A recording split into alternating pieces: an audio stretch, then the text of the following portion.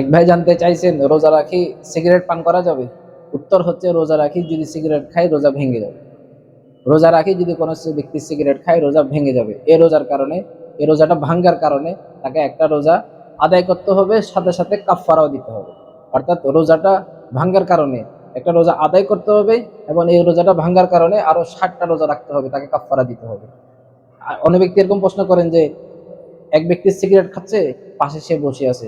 এখন যে ব্যক্তি পাশে বসে আছে, ওই ব্যক্তি কাছে যে ব্যক্তি সিগারেট খাচ্ছে তার ধোঁয়াগুলো পাশে ব্যক্তির নাকে মুখে দিয়ে ঢুকে যাচ্ছে। এখন কি ওই ব্যক্তির রোজা ভেঙে যাবে যে পাশে আছে?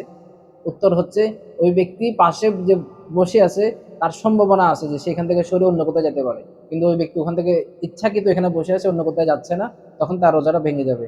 আর যদি দেখতেছে যে এমন জায়গায় আছে, যে গাড়িতে বসে আছে, অথবা এমন একটা মজলিসে বসে আছে, এমন একটা বৈঠকে বসে আছে যেখান থেকে সে বাইরে হতে পারতেছে না, এবং ওই ব্যক্তি সিগারেট খাচ্ছে, তার ধোঁয়াবালি অনিচ্ছায় ভিতরে প্রবেশ করতেছে, ওই সময় তার রোজা ভাঙবে না। ইচ্ছাকৃত ভাবে যে ব্যক্তি সিগারেট খাচ্ছে ওই ব্যক্তির পাশে বসে আছে এবং ধোঁয়াগুলো যদি নাকে দিয়ে ঢুকতেছে, তখন রোজা ভাঙবে।